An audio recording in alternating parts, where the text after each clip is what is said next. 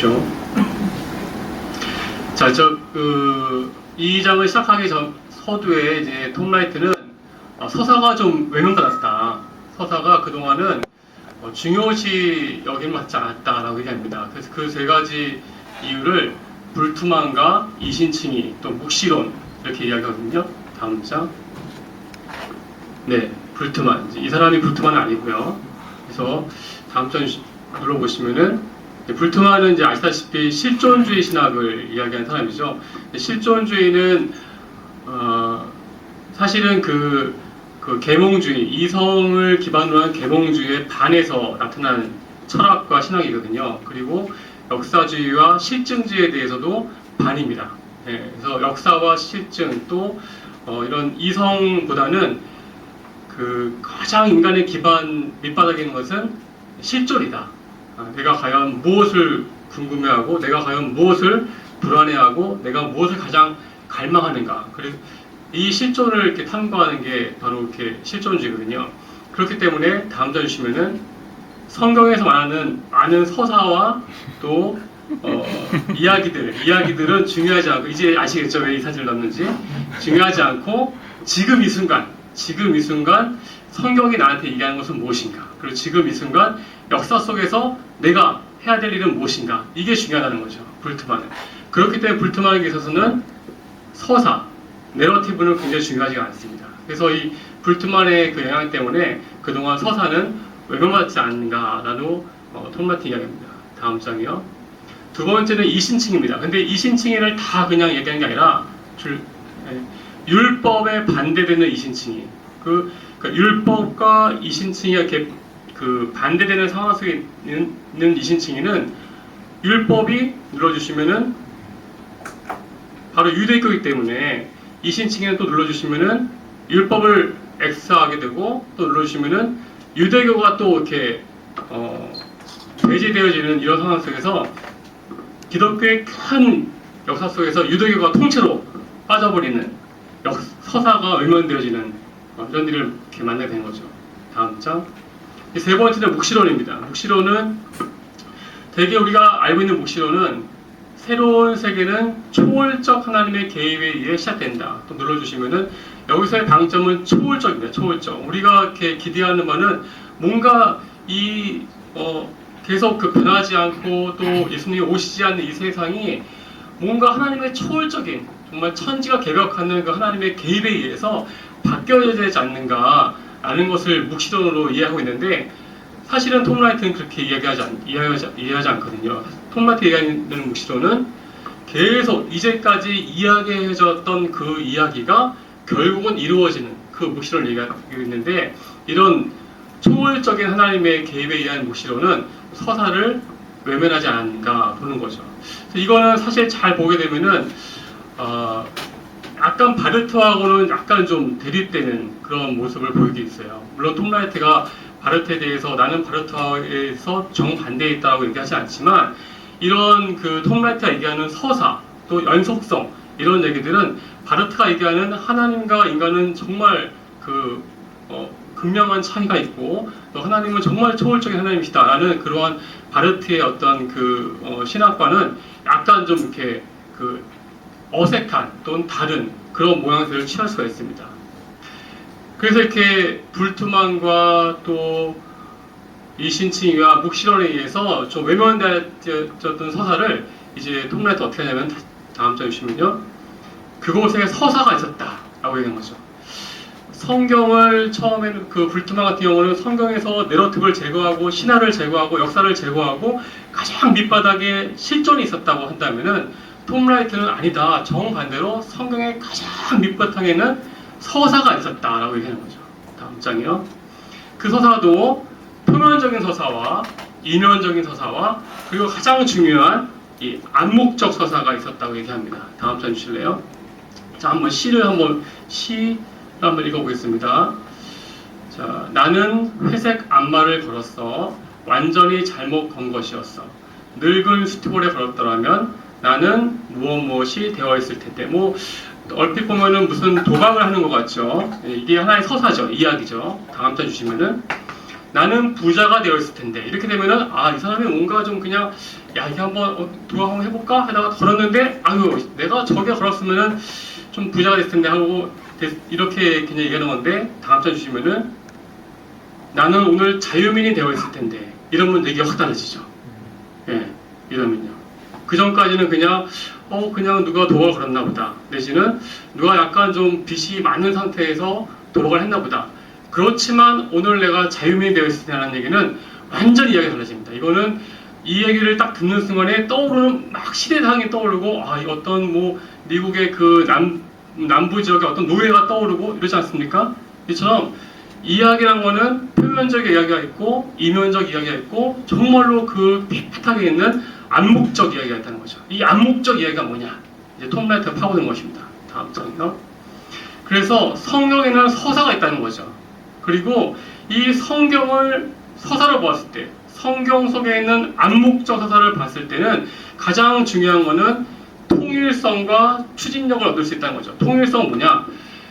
굉장히 많은 그런 여기서는 바울이 이런 얘기했고 저기서는 저런 얘기했고 또 우리가 성경 읽을 때도 율법은 좋은 것 같기도 하고 나쁜 것 같기도 하고 이런 불일치들을 그냥 그때는 그냥 성경 불일치가 있나 보다고 했는데 서사를 통해 봤을 때는 이런 불일치들이 해결된다는 거죠. 이 통일성은 바로 이 서사를 통해서 우리가 어떠한 삶을 살아야 할지에 대해서 강한 추진력을 줄 수 있다고 합니다. 세 번째는 서사를 통해서 비로소 토라의 역할이 제대로 드러날 수 있다고 얘기합니다. 다음 장이요. 그래서 달빛을 비치는 숲 이야기라는 얘기를 합니다. 이게 뭐냐면은 midnight dream이죠. 윌리엄 셰익스피어의 한여름밤의 꿈 읽어보셨어요? 저도 안 읽어봐가지고 근데 이제 톰 라이트가 거기다가 이거를 또 이야기를 쫙 쓰더라고요. 이야기를 그냥 이야기라는 게 아니라 또 만연체로 쫙 써도 잘 이해가 안 되더라고요. 하여튼 무슨 내용이냐면은 이 큰 어떤 그 은은한 달빛이 비추는 숲에서 숲의 여기저기에서 이야기들이 진행됩니다. 이야기들 각각의 이야기들은 각각의 이야기들이에요. 여기서는 왕과 이제 결혼할 사람과 이야기가 있고 저기서는 또 요종들의 이야기가 있고 근데 나중에는 그 이야기들이 연결돼요. 예. 이게 성경의 이야기라는 거죠. 예. 근데 거기 그 숲을 달빛이 은은히 비추고 있다는 거예요. 다음 장. 근데 그 가장 큰 이야기는 뭐냐? 가장 큰 이야기는 하나님과 세계와의 이야기라는 거죠. 하나님이 세계에 대한 자신의 주권적인 통치를 회복해가는 과정이다. 하나님이 세계를 온전하게 하시고 하나님이 세계를 다스리고 있다는 하나님과 세계에 대한 이야기입니다. 사실 이 말만 들어도 좀 딱 뻥 쪄야 돼요. 사실은 우리는 이제까지의 그 성경에 대한 이야기는 하나님과 나에 대한 얘기였거든요. 하나님과 인간에 관한 이야기인데 가장 주된 줄거리가 하나님과 세계라는 얘기는 사실은 여기서부터 이제 생각이 바뀌어져야 되는 이야기입니다. 두 번째, 이게 숲에서 아까 숲에서 큰 이야기라면은 또 다른 숲의 어떤 한 부분에서는 하나님과 인간에 대한 얘기가 나오고 있다는 거죠. 하나님은 인간을 통해서 피조 세계를 번성하게 원하셨고 이것도 만연체예요. 이것도. 그래서 하나님은 인간을 통해서 인간이 청지기로 사실 원하셨다는 건 되는데 쭉 한 거예요. 이 이야기는 아까 그 큰 이야기, 그 하나님과 세계의 이야기와 연결됩니다. 하나님은 세계를 다스리시고 세계를 회복시키기 원하셨는데 그 일을 인간을 통해서 하시기 원하셨다는 거죠. 네. 그런데 인간을 통해서 이 일을 하시기 위해서는 인간도 구원을 받아야 된다는 존재라는 거죠. 네. 사실은 우리가 알고 있는 신학은 딱 이 두 번째예요. 그냥 우리가 보통 알고 있는 신학은 하나님이 나를 구원하셨다. 하지만 이 이야기는 1번 첫 번째 큰 이야기와 연결돼야 된다는 거죠. 나를 왜 구원하셨냐? 나를 왜 구원하셨냐면은 나를 통해서 세상을 변화시키기 원하셨다는 거죠. 여기까지가 되면은 사실은 끝이에요. 근데 뭐 인간이 사실 죄를 지었다. 그래서 예수님이 오셨다. 사실 그러면 이제 이것 사실 뭐 세계도 우리가 좀 이해하고 또 하나님이 인간을 통해서 세계를 이렇게 구원하신 만남을 이해하고 근데 인간이 죄를 지었지. 그래서 예수님이 오신 거야. 여기까지 해도 사실은 make sense 말이 돼요. 와야 되는데 톰 라이트는 여기까지가 나가는 데서 그치면 안 된다는 거죠. 예, 또 다른 이야기가 나와야 한다는 거죠. 예, 또 다른 이야기가 나와야 돼요. 예, 그 이야기가 바로 하나님과 이스라엘에 관한 이야기입니다. 하나님은 세계를 구원하시기 원하셨는데 인간 혹은 아담에게 그 일을 맡겼을 뿐더러 이스라엘을 통해서 하나님은 세계를 구원하시기 원하셨다는 거죠. 하나님은 이스라엘을 부르셨다는 거예요. 근데 사실은 이게 기독교인들한테는 사실 좀 이렇게 거북한 내용이죠. 예, 여기서 왜 이스라엘이 나와? 예, 그냥 이제 하나님이 이제 그 이스라엘은 이제 제대로 잘 못했으니까 율법을 그 중요했던 이스라엘은 그냥 제쳐버리고 이제 예수님을 통해서 이제 우리 이렇게 하는 건데 왜 이스라엘이 나왔을까? 그냥 제껴졌던 이야기인데 톰 라이트는 이야기가 나와야 한다고 봅니다. 예, 이제 이 이야기를 어떻게 풀어가냐면은 다음 장. 톰 라이트 책 읽다 보면 여러 가지 많은 도표들이 나와요. 그 중에 제일 많이 쓴 도표가 이제 알지르다스 그레마스의 이제 이 액탄츠 모델입니다. 액탄츠 모델에서 이분은 구조주의자예요. 여러분 먼저 구조주의를 먼저 생각을 해야 돼. 그걸 아셔야 되는데 구조주의는 사실은 그 포스트 모던에 좀 약간 이렇게 넘어간 사고예요. 뭐냐면은 모던 하면 뭐죠? 모던은 저는 제일 중요한 거는 서브젝트의 확립이에요. 주체의 확립. 뭐냐? 서브젝트는 아시죠? 서브과 젝트의 만들어집니다. 서브는 뭐뭐의 아래에 있는 거죠. 젝트는 세 가지 뜻이 있는데 크게 그중에 중요한 두 가지는 하나는 종속되어진 거예요. 종속되어진 거. 두 번째 뜻은 놓여 있는 거예요.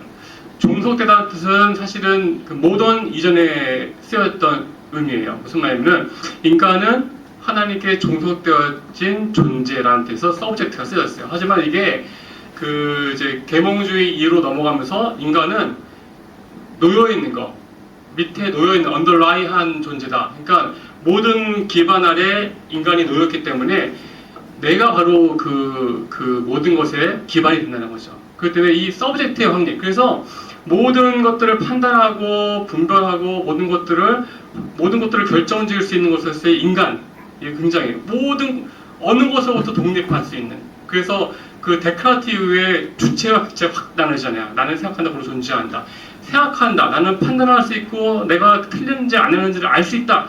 너는 내가 알 수 있다라는 얘기하는 자체 속에서 내가 무엇을 알 수 있다. 객체가 드러나게 되고 내가 알 수 있는 힘이 나한테 있다. 그러면서 이제 드디어 이제 주체로서 확고부도한 주체로서 나타나는 거죠. 이게 바로 모던이 지배하던 세상이었어요. 근데 이 모던이 슬슬 깨지기 시작하죠. 프로이드에 의해서 무의식이 개발되면서 내가 알고 있었던 주체가 내가 아니야. 무의식적인 내가 있어. 네. 마르크스에 의해서 인간은 경제에 종속되어졌다. 이런 식으로 해가지고 깨지기 시작하죠. 그러면서 나왔던 게 구조주의입니다. 구조주의는 인간은 어떠한 그 문화와 또 언어와 거기 사이에 있는 어떤 스트럭처에 의해서 종속되어졌다는 거죠. 그러니까 약간 그 모던으로부터 이제 포스트 모던으로 넘어가는 그러한 세상이에요. 그러니까 이제 톰 라이트는 톰 라이트가 그 문화를 대하는 가장 두 자세가 있잖아요. 지난 시간에 대했지만 어댑테이션과 컨프런테이션입니다. 어댑테이션, 적응하고 하지만 컨프런테이션, 내가 저항할 땐 저항하는 거죠. 네. 그래서 이 톰 라이트가 구조주의를 이용했다 가지고 이거를 완전하게 흡수한 건 아니고요. 톰 라이트는 여기서 얻을 수 있는 건 얻을 수 있는 거죠. 뭘 얻었냐? 다음 장 주십시오. 이 그레마스가 맡은 그 액탄츠 모델을 이제 사용한 거죠. 보면은 어떤 이야기 속에는 6개의 액탄츠, 행위소가 있다는 거예요.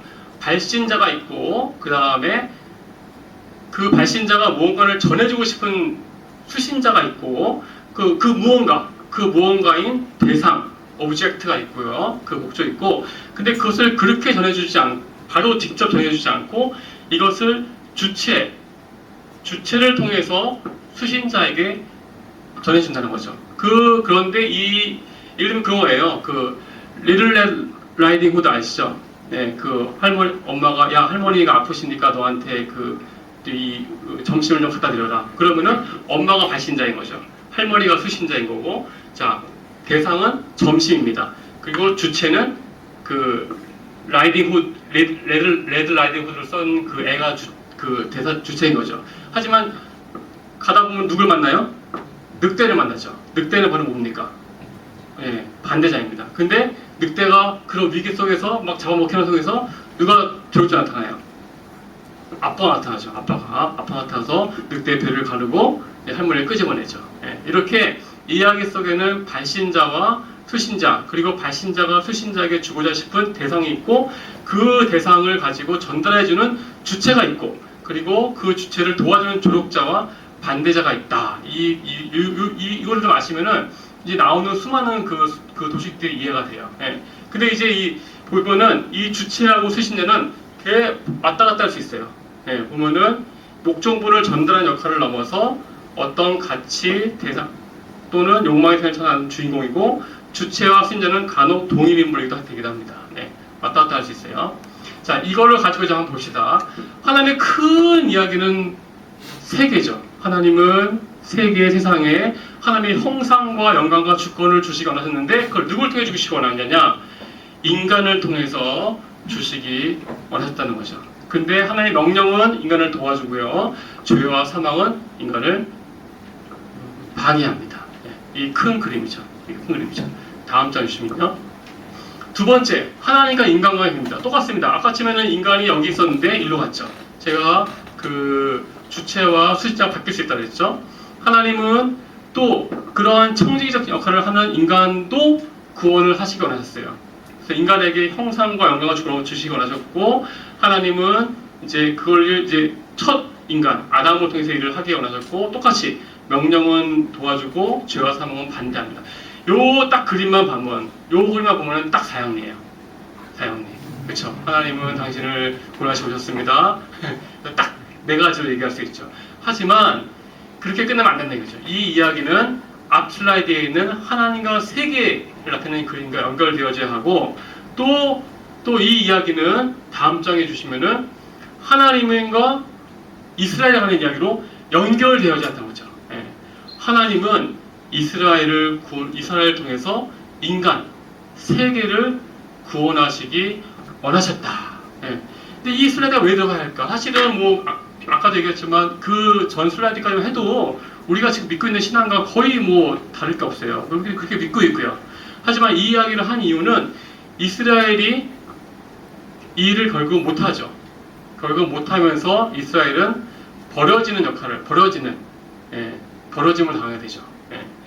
이것이 바로 톰라이트가 얘기하고자 싶은 강조점입니다. 역설이 있다는 거죠. 하나님, 이 서사에는 어떤 역설이냐? 이스라엘이 선택을 받았지만 버려지는 역할을 통해서 하나님의 구원 사역이 이루어지는 그 역할을 한다는 거죠. 이것은 마치 소설에서 복선과 같이 누가 버려지죠? 네, 예수님이 버려지시죠. 예, 예수님이 버려지시는 복선의 역할을 하는 거예요. 예, 이 역할을 있다는 거죠. 예, 그래서 여기까지가 와야지만 이제 여기까지 와야 되고, 또 이스라엘 이야기를 꼭 해야 되는 이유가 다음 장 보시면은 아까 이제 숲의 얘기를 다 했어요. 뭐 숲의 큰 이야기도 얘기했고, 뭐 숲의 중간 이야기도 있고 했는데, 아까 처음에 달빛이 비치는 숲의 이야기잖아요. 달빛이 있다는 얘기죠. 달빛. 그 달빛이 바로 뭐냐면 토라라는 얘기. 토라. 예, 토라가 계속 그 숲을 비추고 있다는 얘기죠. 예. 근데 이 토라는 이걸 이제 이스라엘 얘기를 하면서 토라가 같이 연관됩니다. 다음 장 주시면은 똑같은 얘기죠. 하나님은 인간, 세계를 구원하시기 위해서 이스라엘을 통해서 인간과 세계를 구원하셔야 한다. 토라는 어디에 위치해 있어요? 조력자에 위치해 있죠. 토라는 분명히 조력자에 있습니다. 토라는 이스라엘이 신실하게 하나님의 백성으로서 살게끔 함으로써 분명히 이스라엘을 도와줍니다. 하지만 실패한 이스라엘, 결국 토라를 지키지 못함으로써, 신실하지 못함으로써 실패한 이스라엘은 다음 장 주시면요, 여긴 조력자에 위치해 있죠.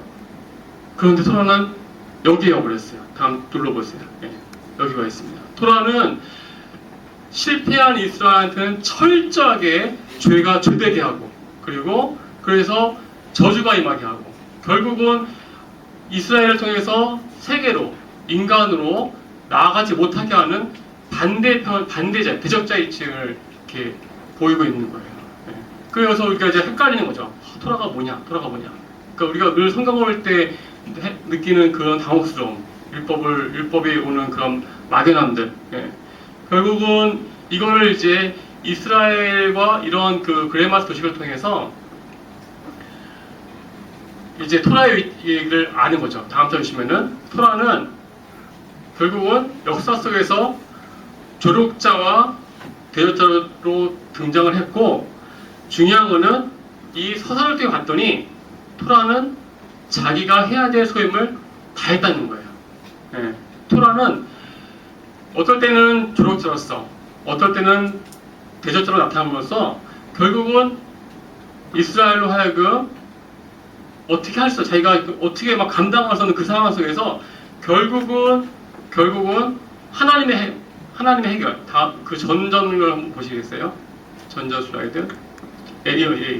결국은 실패한 이스라엘이 이 토라가 양쪽에서 조력자로 대적자로 이렇게 왔다 갔다 하면서 어쩔 수 없는 그 실패한 이스라엘의 입장에서는 하나님의 해법이 나타나야 한다.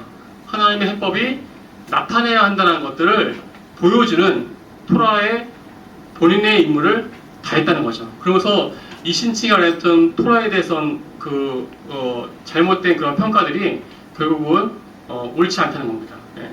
이 서사를 통해 봤을 때만 토라에게 씌워졌던 불명예 사라진다는 거죠. 그리고 이 이야기를 쭉 통해서 봤을 때 제가 아까 표면적 서사가 있고 이면적 서사가 있고 암묵적 서사가 있잖아요. 그럼 암묵적 서사는 뭐냐? 예. 이 이야기를 쭉 통해서 봤을 때 암묵적 서사는 결국은 이런 모든 상황 속에서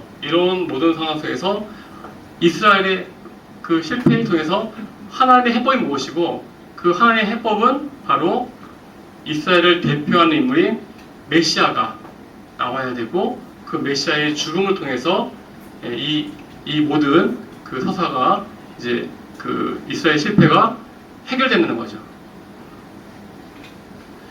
그래서 다음 장 주시면은 이런 식으로 다 연결되는 것입니다. 예.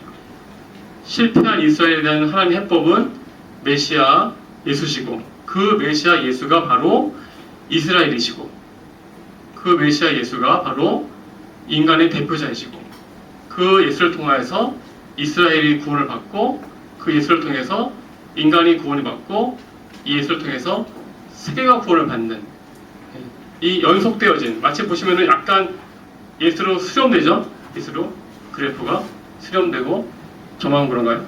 예, 수렴되고 또 예수를 통해서 제가 화살표 좀 길게 했으면 확장되는 건데 좀 확장되어지는 이 구도가 되는 거죠. 근데 여기서 딸랑 이스라엘이 빠져버리면은 이게 연속성이 이루어지지 않는다는 것입니다. 이게 이제 7장의 얘기인데 이게 중요한 얘기는 이 그림이 중요한 이유는 다음 장 주시면은 이게 이제 11장 가면은 선밀론에 나오는 얘기입니다. 칭의론도 결국은 이 구도예요. 칭의론도. 예. 이거는 책에 안 나오는 그림입니다. 제가 만든 그림이에요. 그래서 예수로 수렴되고 예수를 통해서 확장되어지는. 그래서 많은 그런 칭의의 그 범주들이 있거든요. 뭐 사법적 범주, 참여적 범주, 그리고 뭐 구원사적 범주, 묵시론적 범주 이런 모든 범주들이 결국은 예수가 이스라엘의 메시아가 되고 예수가 이스라엘의 대표자가 됨으로써 예수가 이스라엘의 대표가 되고 예수가 인간의 대표가 되고 그러면서 세계를 구원하는 이 큰 그림 그리고 이 모든 것들을 다 아우르는 것은 계약적 범주, 계약의 신실하신 하나님 그 신실함 결국은 책 제목이 바울과 하나님의 신실하심이잖아요. 그 하나님의 신실하심이 암묵적 서사로 흐르고 있는 거죠. 그 하나님의 신실하심으로 인해서 이 모든 것들이 다 통합될 수 있다. 예. 이게 이제 그 7장의 얘기가 11장으로 이제 이어지는 거죠. 이제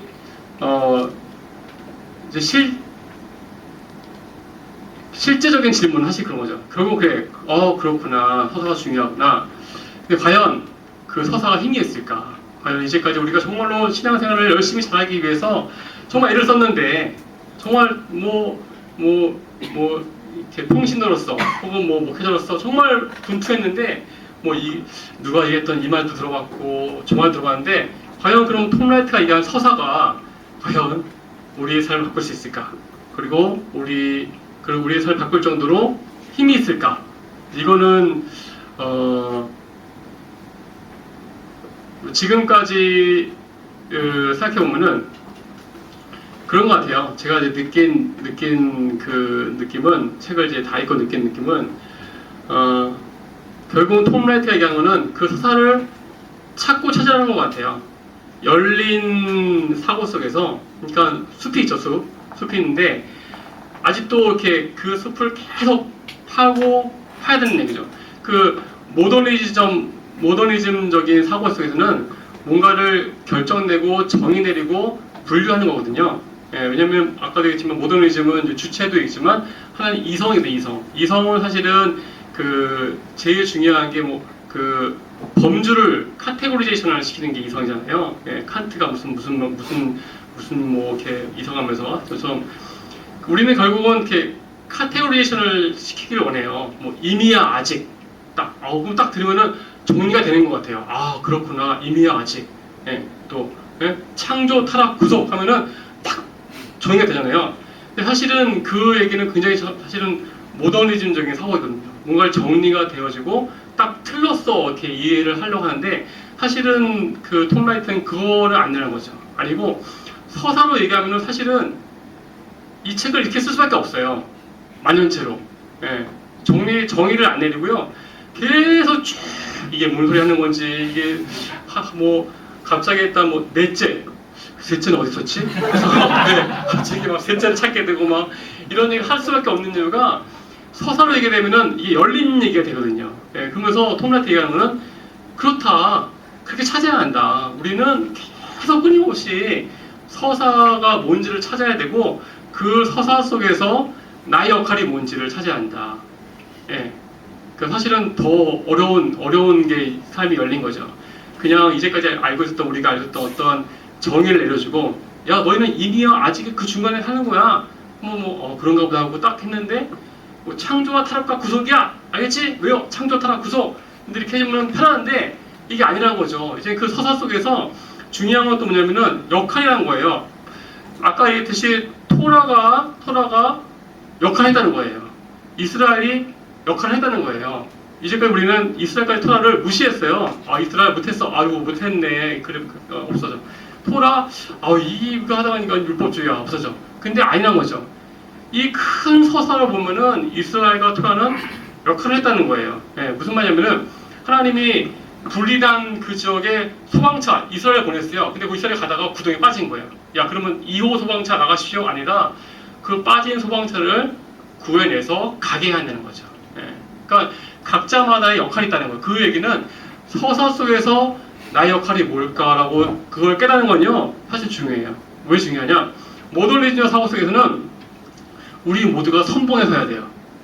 우리 모두가 창조와 타락과 구속의 속에서 내가 선봉에 서야 돼. 그리고 또 결정되어진 그 삶 속에서 선봉에 서야 돼요. 하지만 서사 속에서를 통해서 본 이스라엘 역할 어때요? 버려진 역할이에요. 토라의 역할. 아주 애매모호한 그 어정쩡한 역할이에요. 절대 멋있는 역할이 아니에요. 조력자로 나타났다가 대역자로 막 간신배처럼 역할하고요. 이스라엘은 버려졌어요. 그렇다면은 우리는 기독교의 큰 역사 속에서 나라는 존재는요 어쩌면 버려질 수도 있어요. 근데 이거를 교회에서 안 얘기하죠. 교회에서 여러분들은 승리하셔야 합니다. 싸워 이기셔야 합니다. 이러면 사람들 두 주먹 불 끈지고 나가지만 항상 실패 들어와서 울컥울컥하죠. 하지만 서사 속에서 이스라엘과 토라를 봤다면은 버려질 수 있구나. 내가 어떻게 일하다가 망할 수도 있구나. 하지만 이것이 하나님의 큰 계약적 범주, 하나님의 신실하심이 암묵적 서사로 이루고 있다면은 나는 그 암묵조사는 이루어질 것이다 라는 것들을 알 수가 있는 거죠. 예. 그런 쪽에서 서사는 힘이 있을 것 같아요. 예. 이상 마치겠습니다. 예.